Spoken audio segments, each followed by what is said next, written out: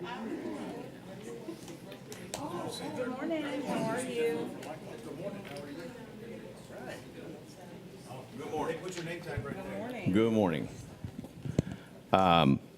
I'd like to call the October 26, 2023 meeting of the Savannah-Chatham Board of Education, Chatham County Board of Education Audit Committee to order. I'd like to take this opportunity in my opening remarks to recognize Tiffany Lovzella, who after 8 years is luckily not leaving the district, but is leaving the audit department to bigger and better things. So I'd like to put that in the record officially and offer her a round of applause. Thank you. Did you two want to say anything? Oh. Okay. We'll see her. She's not going anywhere. She's not going far anyway. Okay. Well, again, thank you. And with that, I'll entertain a motion to approve the agenda. Yeah, also move to approve the agenda. I'll second. It's been properly moved and seconded that we approve the agenda. All in favor? Aye. The agenda is approved. The first item on the agenda is the approval of minutes from our August 24th meeting. Has anyone reviewed the minutes, and are there any additions, deletions, or corrections? If not, I'll entertain a motion to accept them as submitted. So moved. Second. It's been properly moved and seconded that we approve the minutes of the August 24th, 2023 meeting. All in favor? Seeing none, the minutes are adopted. The next item is the review of the Internal Audit Department bylaws and Audit Committee charter. This is a process that's been ongoing to align the charter with changes to board policy and district guidelines. The board attorney has reviewed it. We have discussed it. I think it was in the packet, so I know there are some questions. So at this point, I'll just open it up for discussion. Sure. Thank you for bringing this document forward. I had a couple of items, several items in going through the document. One of the changes is the change within referring to the Office of Internal Auditor for Savannah-Chatham County Board of Public Education. And the Savannah-Chatham County Board of Public Education are the elected members of the board. This is changed to Savannah-Chatham County to the system.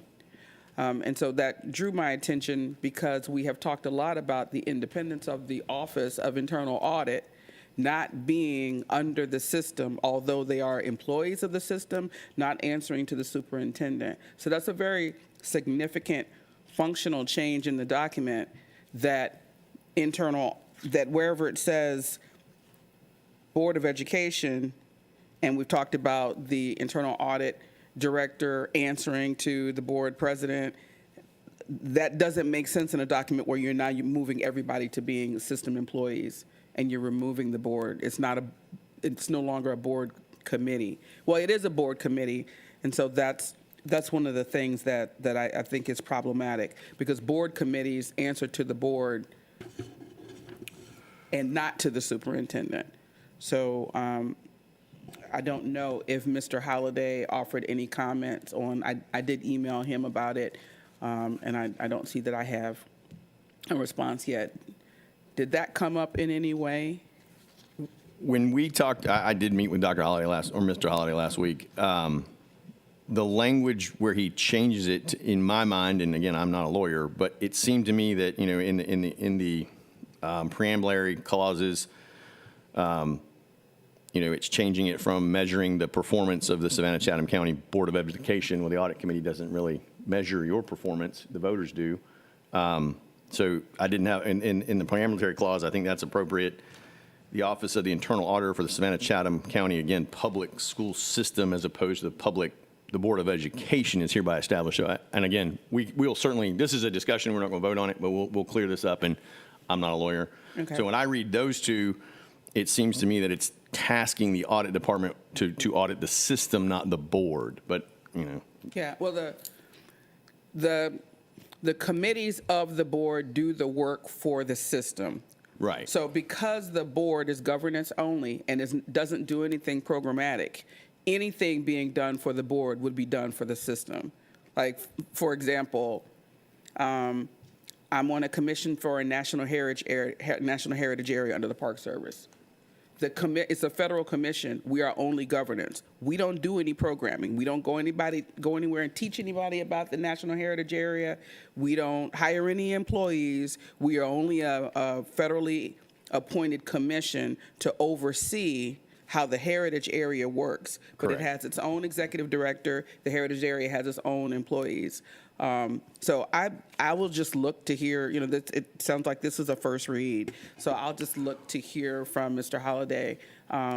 When he answers, I'd make it a point not to argue with Mr. Holliday. So I would just tell him what I think, and then he says, Dion, this is why that's not right, and then I say, okay. But to me, it was a substantial note to bring up, given our conversations about independence and merit of evaluation and separation. And to me, that reduced the separation, and it made me concerned about the priorities that had been articulated by the staff. And I share certainly that concern and want to make sure that we maintain the independence of the audit department. One thing, and again, not the lawyer, but this is the resolution for the Office of the Internal Auditor, not the Audit Committee. Mm-hmm. So, and I think, I'm looking at Leah now to give me a straight answer, but I believe those are two different things, right? The Office of the Internal Auditor and then the Audit Committee. Right. The Office of Internal Auditor, though, we've been saying answers to the board president. Correct. So if you make everything in here district, you now have them answering to the Right. superintendent. Okay. That is what I'm trying, if that's not what we want, that's what I'm trying to prevent. Right. The audit shall report to the president of the Board of Education as provided by board policy. Right. But you have this as bylaws for the district. You've changed it from Board of Education to district throughout the document, and then you have that one inconsistent phrase that says the answer to the board president. Section 1 just defines the reporting relationships. If I it is could add a little bit to the conversation, as I recall, based on Attorney Holliday's review through this process, was trying to get the alignment to policy CD, and he felt that internal audit division, as all employees by state law report to the superintendent, even though our policy CD does specifically call out certain employees, such as those in the audit department, having oversight by the board president, but he still felt that the overarching law, that internal audit division is really a part of the system. So the subsequent changes were made. We can certainly raise that up with him again. I'm sure he'll respond to your email and just see if that alignment maintains the real goal of what we're trying to do. But we did go through this with that same eye of having certain protections of ambiguity and the ability for the audit department to operate in a way that gives it an objective view on all of the audits that they would do subsequently through their functioning components that are written here. And one of the ways we did that was we talked about, if you go continuing through the document, was on processes on removal of an individual in that position and how it's governed by the HR policies that we have in place, which we have robust policies that are in place that provide really protections for our employees. That remains as well. So the overarching piece of referencing now the system is really his way of codifying policy CD is how I understood that. That's very helpful, and that was clear. And to me, we're all, the board are employees of the district, even though we don't answer to the superintendent. So to me, that's very self-evident. All of the taxpayer money that comes into this enterprise, the board or the district, we're all district employees, but we're not evaluated by the superintendent. I think that just maybe a clarifying paragraph, this is a very unique office. This is probably the most unique office besides the board office. This is a very unique office. I think maybe 3 sentences of clarification in the beginning of this document that say, this is a unique blah, blah, blah, blah, blah. This is how it functions and structured would be important. Because then future committee members, future board members won't have the ambiguity and won't have to spend the amount of time discussing this as we have to make sure that we're all functioning in alignment. Oh, I'm sorry. No, Go ahead. keep going. No, I was going to go to another part. I wanted to just say that I don't know if any of our sister districts has such a unique department. This is something that we own ourselves, Savannah Schools. We're the only ones that I know of that have an internal audit department, period. And it would be interesting to go back to see what its formulation was, you know, how it came to be and what the intent was, because, as I said, it's not something that just usually comes along with the structure of a district. And I think that's part of the legal problem of defining everything the way we wish to. But anyway, it would be nice to hear from Mr. Holliday. Chair, as we talk through this document, could we state section and number, please? Please, absolutely. I would like to think that I could remember all this, but I haven't remembered the whole document. Absolutely. Sorry about that. I was just looking, I was like, oh, I should have said, my bad, sorry. I'm assuming it's section 1? Is that kind of the main issue? Yeah. Right. The auditor shall report to the president of the, and then he redlined, and now it's just Board of Education.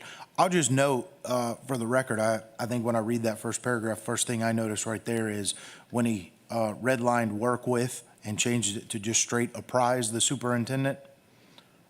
I think that kind of, in my mind, that kind of clarifies some of the issues that you were saying. And then by Mr. Holliday putting as provided by the board policy CD, which clarifies what we were saying of, it's all just supporting the board policy CD. And I must admit, I'm not familiar enough with the board policy CD to say that that language is similar or not, but by that reading, I would assume it is. And I know assumptions are bad, but just my take. Okay. Thank you. I'm trying to find the section where it says, the auditor search committee consists of the board president and the audit chair. That's number 2 on page 1. Thank you. I don't think this is a good HR practice. I've been on hiring panels in 3 different agencies, federal, state, and nonprofit, and a 2-person hiring panel is not an effective structure. It doesn't allow for the dissolution of disagreement. And I also think that that is inconsistent with the section that I don't know the number of that refers to committee actions, all committee actions requiring a quorum, and a quorum being 5 people. So I really think that the hiring panel ought to be more than 2 so that you can get rid of a tie. And I think that it would be great if it were 5, you could have 3 who are board members, the board chair, and another community member or committee member. So clarification on that as well, and that tells me that we need to write this a little better. The recommendation for those individuals were to serve on a panel which would comprise of others. So it's not just 2 people. When we go through the hiring process, there are a panel of individuals that are selected that are multiple, so that you don't have, so you can have a tiebreaker scenario. Mm-hmm. So we need to rewrite that better to make that very clear that this is not the panel, but they are members that will be part of the larger panel. Right. And that was a nod to say that the committee and in the board president having certain supervisory duties over that position should also have a voice in the hiring process. Absolutely. So that's why that was written in there. That would be helpful. I read it your way, but I see how it could be interpreted that way, that these 2 shall serve on a panel that would be set by, I would assume, again, following the policies of HR, whatever the HR policy is. But I would recommend cleaning that up. And then I would say, yeah, because this committee is an interjection of voter. We are civilian. We're not employed or elected. So we are the shareholders of the district and the board coming in, and this is an injection of citizenship in it. So whether it's the chair or the chair's designee, even if whoever's sitting in this chair in a couple of years couldn't be there, I think we can. I'm sure Mr. Holliday can legalese that up. Yeah, I like that a lot. I was thinking that perhaps we ought to put the chair or designee. Right. But yeah, definitely more folks that made me concerned. So thank you. I'm glad that was just the way I read it and not what the intention was. Ms. Underwood, would you help me with Yes. where the section is on political activities? That should be number 4. The auditor shall not be actively involved. That's Okay, number 4. thank you. I wonder if we don't need to define that, and the reason that I say that is because, well,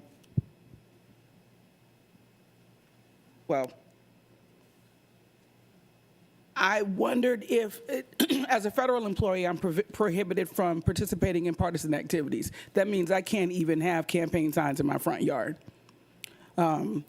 I don't think that we are that severe as a district. So I just wonder what active, if I were the auditor, I would want to be very clear on what active means. Does that mean I can't affiliate with a local political party? Or does that mean I just can't campaign? I would think that, again, there must be a reference in the Georgia State Code that would guide that, right? So maybe Mr. Holliday can reference some standard that's out there that I don't know. Yeah, we also have board policy that governs political activities of staff. So I think we need to reference that policy in this Perfect. area. Perfect. Yeah. Because it's very nerve-wracking when you are a person who's prohibited and then you're trying to do things. Like, just for example, there was a case where there was a partisan group who tried to reference my name in something. If somebody had sent that to the Board of Ethics and saying, look, she's affiliated with this partisan group, then it would have been problematic for me. So it's just, when you're talking about a violation of your employment, Right. I think that we should be very, very clear so people can protect themselves. Okay. And even when we run for our own campaigns, we have to be careful, with not to Microphone. have, Microphone. logos on our cars and all of that. So it is problematic. Okay, so are there any other comments on the two resolutions? Yeah, there's 4 more, sorry. Okay, no problem. So the section 4, page 4, I just have some recommendation for changing that language, which I can send to Ms. Underwood. On section 9, we've changed from giving the board president 60 days to get this approved, and we have them approving it the next meeting. I just think that's kind of dicey because sometimes the agenda gets very full for a meeting, and the superintendent and the board president have to choose what to remove. So if you make a policy that mandates it has to be the next meeting, you kind of tie their hands on it. So if you want to do it, cool, but I just suggest retaining your flexibility. And I, in my mind, I like the lack of flexibility because that prevents the decision not to, For getting pushed on? hey, if the audit's not good news, you don't have the choice. It comes out at the next board meeting. Yeah. Or if it's great news, like let me also be a cheerleader and say, hey, if it's great news, then it comes out right away. Well, I'm okay with it staying. Because I'm fine with bad news coming out. I'm very, very cool with data, whatever it says. I just wanted to bring up that awareness from having been board vice president and sitting in the meeting and watching the board president and the superintendent struggle and the chief of staff struggle with what to get off the agenda. But I'm okay with making y'all work and making it happen. Yeah, So I believe in hey. y'all, and you can do it. Let me just add a response. It says the board president will attempt to ensure each report is reviewed and approved by the board at the next regularly scheduled public meeting of the board. Yeah, So now we're I going to think- strike attempt to. Yeah, we're going to tighten all the way down. Well, that's what I was going to say. I think at this point, the attempt part is probably giving you the flexibility you want, and maybe Right, maybe we need leaving that. the attempt word in there is the flexibility you may not want. Right. So, anyway. Okay, it can stay. Just reading of the word attempt in there, I think and that wasn't even close to being redlined. So I'm assuming attempt was always meant to be there. And then the last thing was section 10. There's the information that protects dereliction of duty. Responding to information in section 10, which is page 5, that refers to potential dereliction of duty sounds like a good idea. Why are we deleting it? because malfeasance, misfeasance, and nonfeasance do not include dereliction of duty. Employee. I agree. Let me try to read it without the marks. If an employee or management detects or is informed of apparent violations of law, apparent instance of misfeasance, malfeasance, or nonfeasance by an employee, the appropriate area management, and the superintendent should immediately inform the senior director of internal audit.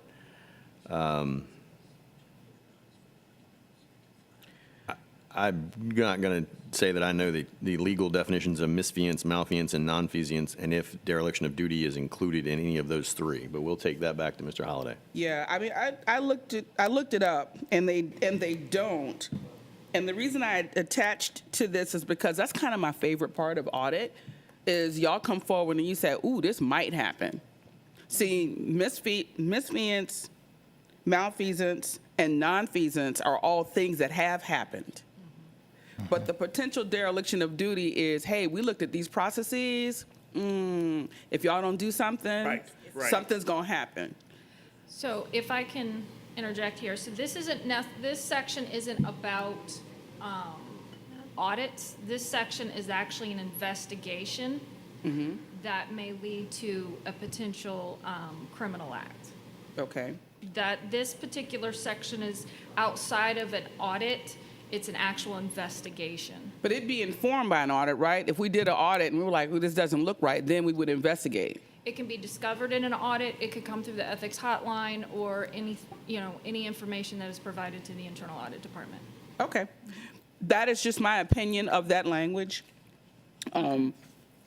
for us to consume however we will. And those are my comments on the bylaws. Were there any other comments? Okay, I'm hoping someone over there wrote all that down, because I didn't. All right. And I found other references to what she was referring to also throughout the document, so I'm gonna keep that in check too. All right, so we will set it as we will attempt, I will use my own wiggle word, to have this ready. I think Dr. Hoskins-Brown made a good point. We'll treat this as a first reading, and then hopefully we will vote for acceptance next month. But if anyone, while reviewing the documents, has any questions, please just email them to me and Ms. Underwood, and then we'll get them all to Mr. Holliday. If anybody goes back and reads it and finds something else they have a question about, please don't. The comment period is not closed, I guess is what I would say. Okay. Are we doing the charter as well? Yeah, I'm sorry. I didn't know that we were not done the charter. I thought we Oh. were talking about all of them. Okay, so the next document is the charter, which starts on page 9 of the packet. I have far less to say about the charter. All right. You will be comforted in knowing. Same thing about changing district for board, but I get it, and I'll get information about that. Under the responsibilities, we're deleting under the responsibilities, which is on page 10, number 1. There are 3 bulleted things that the committee is deleting, and I don't have a problem with 2 of them, but the last one, assessing the auditor's independence, I think is something we should keep, because that's us determining whether or not the auditor has a safe place to do their work and that they're not be unduly influenced. That's what I took that line to mean. Does that line mean something else? That I is thought correct. this, because it's about the external audit, it's not about her or Right. the audit department's independence. This references the financial The audit. external audit coverage. So I don't know, do we have a role in determining the independence of the contractually engaged external auditor? I don't know. There's a question mark at the end of that Well, sentence. the audit committee chairperson and the senior director of the internal audit department always serves on the RFP for them. So that is where that role of a audit committee person can serve to make sure that when you're looking at that RFP, you can assess the external auditor's independence to the districts. Like if there's any concerns that, hey, you know what, they've been with us too long. You know, those type of situations, or it's discovered that there is, any potential relationships of the external auditors with anybody within the district. That is where, as an audit committee member, you can bring that to the attention. So I see Dr. Hoskins-Brown's concern here. I don't have any problem leaving it in. Like I said, yeah, either way. I think, yeah, as long as during that RFP, I would assume that the RFP, and assumptions are dangerous, but that the RFP process would require the fact that we could assure it wasn't, RMOS, accounting, CPA, and auditors, or something like that. There is no firm called RMOS CPA. Just before I'm He's like, I need to say that for you. Let's put it on the record now. Mr. Moss is not a CPA, nor is he participating in, I apologize. It's early. It's early. Okay, so I think we take that one back, and Dr. Hoskins-Brown, I certainly could see it staying. Thank you. The last two items on page 11, section 2, just want to know why we're reviewing academic audits. And on this page 12, the second bulleted item, we don't need other by outside organizations, because if you're not other, you're self, and if you're outside, you're not self, so we don't need that. And that's it. So why are we removing academic audits? I can speak to that. So the intent of that is not to make them separate, because in practice, it's always just been audits, whether it's okay. academic. So it's just more aligning it with practice. Okay, thank you. I appreciate it. And just to make sure, on page 12, you're talking about the second bullet on that, where it says, consider the results of reviews by other outside organizations and the implications for the district systems. Yes, Okay. all outside organizations would be other. Yep. Thank you. Thank you. Yep. Anybody else? All righty. Well, that includes our formal items, and now we'll turn it over for informational items to the department. All right, thank you very much. I am proud and happy to introduce everybody to our intern, Miss Nia King. She is from Savannah State University, so welcome. Right now, she's working on an audit of game tickets, and it's been fun. Well, would anybody like to ask her any questions? I'd just like to comment, welcome. We're very happy to have you. We have been talking about the value of the internships, not just for students like you who come, but also for us as an organization, what it brings to us and what we gain from it. So we're really glad to have you and glad to have your talent. What's your major, and what year are you, and where are you from?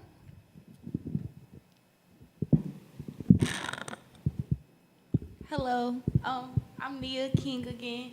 I attend Savannah State University. Originally, I'm from Atlanta, Georgia. Grew up in Decatur. I am in my third year at Savannah State University, and I major in accounting. So yeah, that's a little bit about me. Great. Very nice to meet you. Welcome. And Nia, I'd like to ask, when you finish your degree, will you apply for a job at Chatham County School System? Yes. Put her on the spot. This is being recorded, okay? Okay, There's Nia? a board policy on human If resources. everything We goes just- well with the internship, my plan is to stay for at least 2 to 3 years, and then I want to go back home and work with my old school system, DeKalb County. So, We'll work on that. okay. It's very cold in Atlanta, and there's a lot of traffic, so don't forget either one of those two facts. Once in Savannah, you stay in Savannah. Well, welcome, and thank you very much for your service. Thank you. The next item is next year's audit committee meeting dates, that we need to bring that to vote in November. So we wanted to get some feedback from you all. Would you prefer, as we are moving forward and trying to fill the department, would you be willing to do every month for an hour, or go every other month for 2 hours? Or start in January, start in February with that. We just need some feedback so we can bring some proposed dates to you all. We like to keep them on the Thursday, as we always have, but if you think Thursdays is not the day, any of that information, or changing the time as well. I'll chime in, first of all. 2-hour meetings will not work. I mean, unless we're going to start at 7. Just, and frankly, just because of a court schedule. So 2-hour meetings would cancel me out altogether. Unless we change, you know, the after hours or at 7 a.m. So, I'll be stepping down, so I think whoever the new board person would be would need to be apprised of this to help make that decision. Okay, thank you.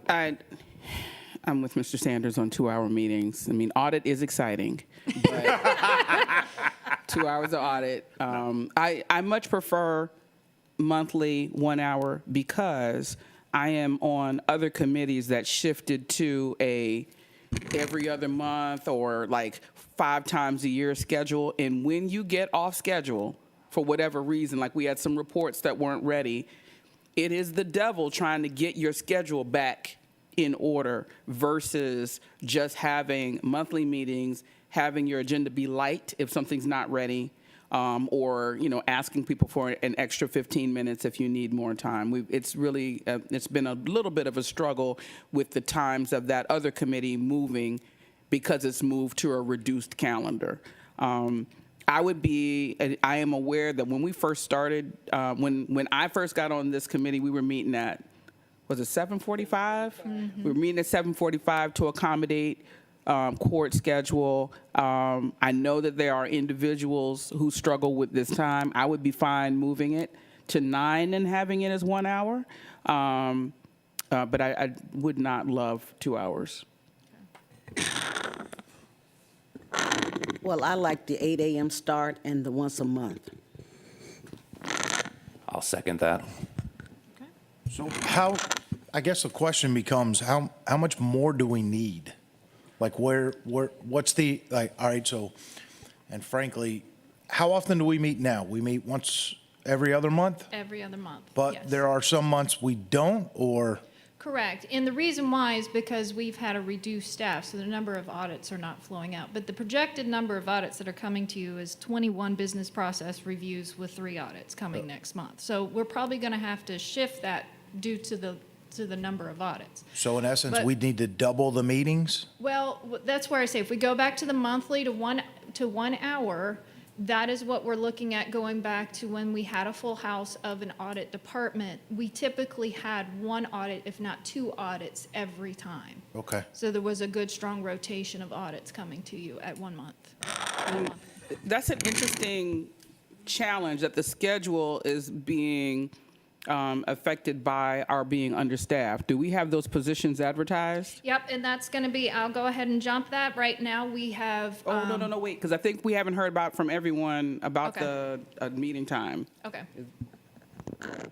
I have an ongoing conflict, which I think a lot of people are aware of. I'm in the court system too. My court doesn't start until 10, but I have to drop off my child at school. So it's very difficult for me to get from the other side of town to here at 8 o'clock in the morning.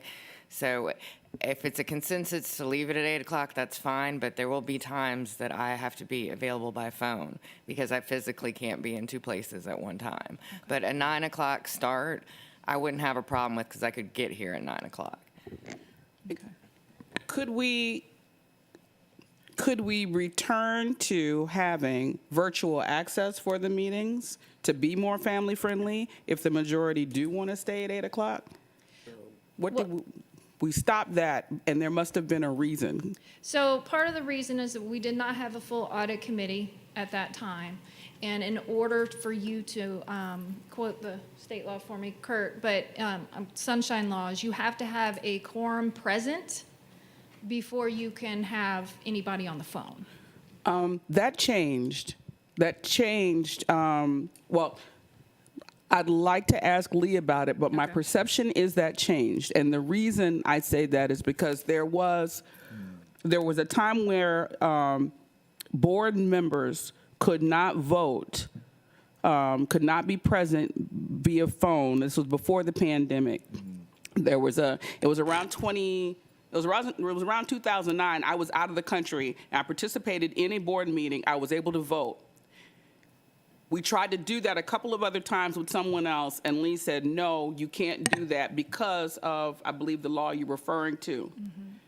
I believe that law or something changed during or after the pandemic, because since then, we have had board members legally participating in board meetings and voting.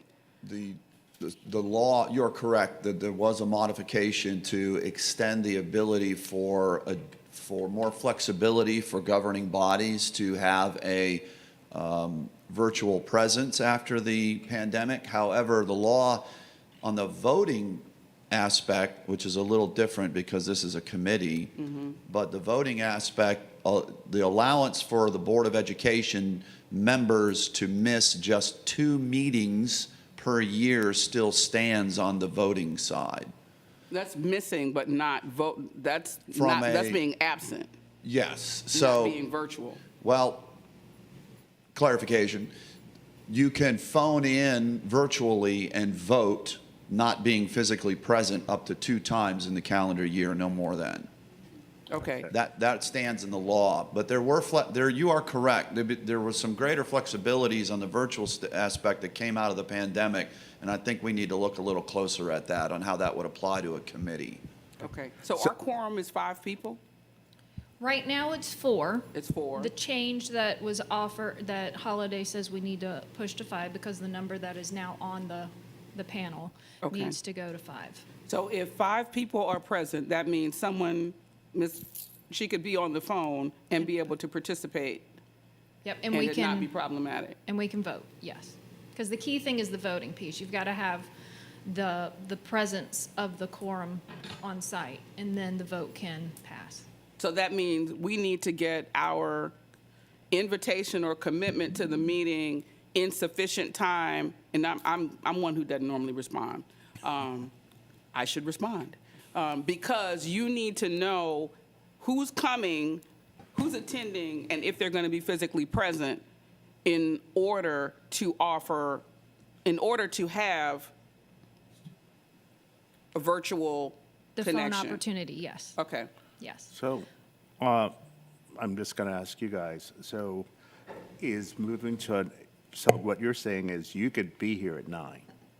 Yes. Yeah, so would you guys be at, He's but got- you can't, That that takes you out, okay. If we do I get 9, it. then I get it. I would just have to come off, because frankly, I'd just have to come off, because I couldn't. I understand, Okay, Right, so all is right. there is a Solomonic, I'm sure I said that word incorrectly, That's perfect. 8:30 to 9:30? I probably couldn't hit that either. I mean, some court starts at 9, or it starts at 9:30, and. Right, you know. okay. It seems like I did not like, I will just say personally, I did not like that we removed that option and we didn't talk about it with the committee. I felt like it was an inhospitable policy. It made me very embarrassed that a community member was being treated that way. And I think I conveyed that individually. I think that if we can do all these machinations to try and change the time to accommodate your schedule, Mr. Sanders, which is just as valid. It is Sure, just as valid that you need to be somewhere at 10 o'clock.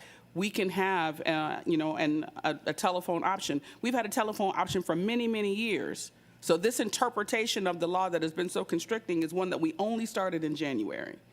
So I really think that we need to have a family-friendly approach. And I don't think it's a heavy lift for us to do so. The board, I don't have a problem with people calling in. So when you say that you would have to call in, would you have to call in for the full meeting, or are you saying that otherwise you would be late? I will be in the Windsor Forest area Okay, at 8 o'clock in the morning. Then I will be got it. driving here. got it. So Okay, that's the all right. problem I have as a co-parent right now. My federal court, I'm in bankruptcy court, it starts at 10. I never have a conflict. And then when I do my own meetings, they're at 9 o'clock. Anything earlier is problematic for me at different times. So if I called in, I would kind of be in the car. Occasionally, I've tried to come here and I've been a little late, but I've been in the car en route here. Listening. So that's the issue I have. Ms. Underwood, you said that the reason for the necessity for so many meetings is because of the understaffing. Is that correct? I'm sorry, what was your last one? Understaffing is the problem. Well, the number of audits that we can output, yeah, the more audits. So what is the situation? You said they're being, the positions are being advertised, but what is the cutoff? When should we have a full complement of people in your office? This week, we are interviewing 4 applicants. We've interviewed 2 on Tuesday, and we'll have 2 more on Friday. And how many do you need for a full 2. complement? You need 2 2 people. For a full. And how would that change this whole, could that then mean that every other month would be sufficient for an audit meeting? Going back to, practice as I was used to prior when we had a full, we always had an audit coming at all times to you all at some point. Yeah, I think if I understood, because we're going to have more auditors, we're going to be generating more audits. Audits. So there'll be more to review. Yep. We have been able to go every other month because the audit department was understaffed and we weren't generating enough audits, or not enough. We won't Right. characterize it, but And things like and these aren't non-audits superfluous audits. These are audits that are, on the risk assessment plan, yes. Or in the audit plan that was brought to you. okay. So I think we have a consensus on no 2-hour meetings, monthly 1-hour meetings with time TBD, and we will relook the virtual option. The only thing about the virtual option that, if you're the consistent virtual option, then you're asking 5 of your fellow committee members to always be here so that you can take advantage of that, and we have to work together. So that's the only thing there. I'll just say Let is, nobody let no EEO people be listening to hear that. Well, we have to have 5 present, right? At this point, 4, until 4, it's formally right. approved, then it's 5. Yeah. So I'll just- that's my only comment, and that's not an EEO comment. It's just a service and togetherness comment. But the agenda for this, always for the audit committee, is done first in the month. So, going along with what you have requested, Hoskins Brown, we can send the invitation out that early with a response, so that week before, we will know if we can offer that phone option, excuse me, based on if the quorum does exist at that point. We should be offering the phone option we should be offering the phone option. This is not someone saying, oh, I prefer to drop off my child rather than coming to the meeting. This is a person who is solely responsible for dropping off a child that has to get to their location and has to be personally transported. This is not, I like to do this at 8 o'clock. This is when it is done. There's not another person who can do it. And it is this family structure that it has to be done by the mother. So absolutely, all that's valid. No question about it. As valid as court schedule anywhere, all of our other schedules. I guess I'm a little confused, though. If we kept it at 8, Ms. Owens, does that mean that you could not make any 8 o'clocks? No, I have So there, every other month every other week I have my child. yeah, so there would be some that you would be in person. I'm here. Correct. Because I didn't have a conflict. Okay. And I've said, I've been on this panel, this committee, for a while previous to when you were here. Yeah.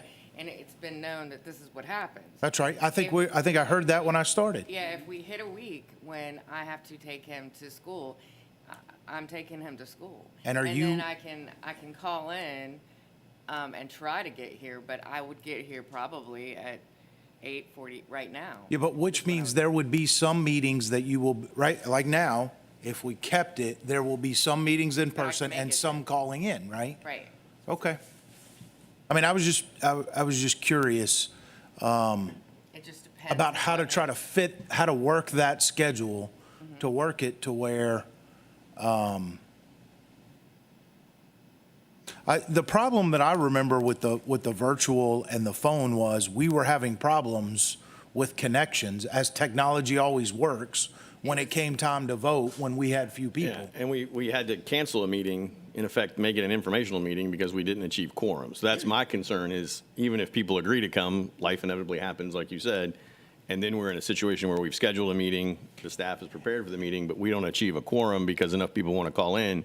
and then we don't have a meeting. So then we're not accomplishing our mission. So that's the Minchkite stuff that's got to be worked out. So How do we? I think this is a great conversation. How do we but- finagle Yeah. all of our busy schedules to fit this time in? But we know we don't want to do 2-hour meetings. Yeah. We Yeah, I have a think- zone of agreement. Listen, unless we're doing 7 o'clock at night, I don't know how we fit it. whoa. Well, that's what I'm saying. I don't know how I fit Yeah, a 2-hour meeting in. Weekday evenings could work. I think one important part is I have seen the audit committee invitation and not responded. Me too. Absolutely. Because I laughed. did not have an understanding of why I needed to respond. Dion's always there. You know she's coming. You know, I miss maybe 2 meetings a year. So I'm like, okay, I haven't responded. I have now a fundamental understanding of why I need to respond and why I need to say how I need to be there. And because we know those responses affect someone's ability to participate, I think we can be a community and be responsive. I can. And then the invitation, I can't remember if Outlook allows you to say yes virtually or no, like Google does. Does anybody remember? No, it was just if you, or maybe, and then that maybe it gives you an option Okay. to make a statement. So we may need to know as committee members, if you say yes means you're going to be in person unless you communicate yes and a note that says I need to be virtual, something like that. So if you're committing yes, you're committing to be part of the quorum. Correct.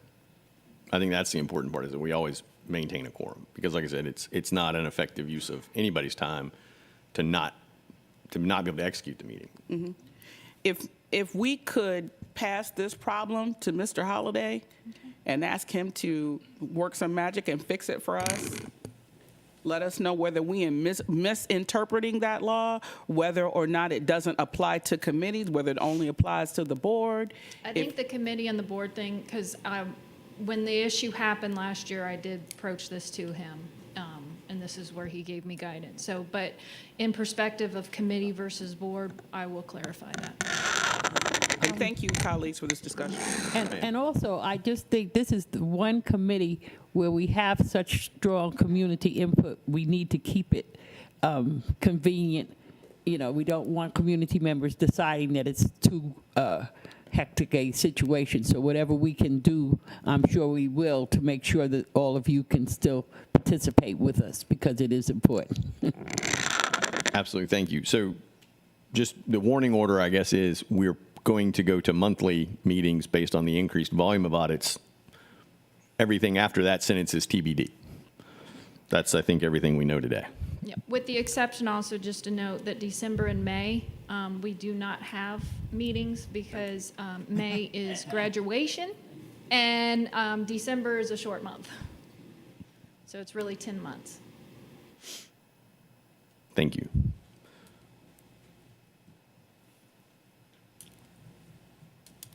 First quarter status. All right, I'll go ahead and jump into the next section of the update to the senior internal audit positions. Like I said, we had 4 wonderful applicants that have come, that have applied, and we're in that interviewing process now, in hopes that we can pull 2 from that pool, and then we'll move forward in that area.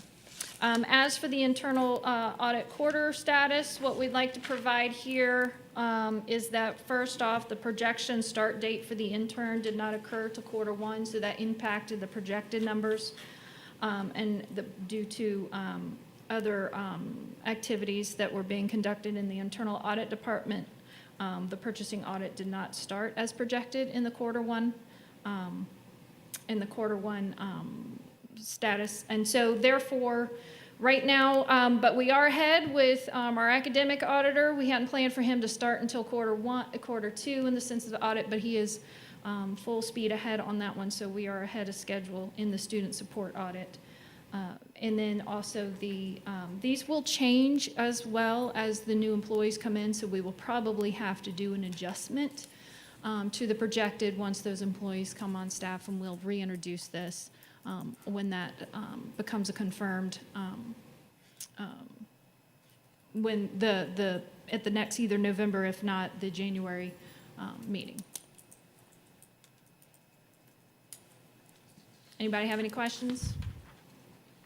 All right. That would be everything, Mr. All right. Woods. With no further items, I'll entertain a motion to adjourn. So moved. Move to adjourn. We are adjourned. Thank you, everyone. Thank you.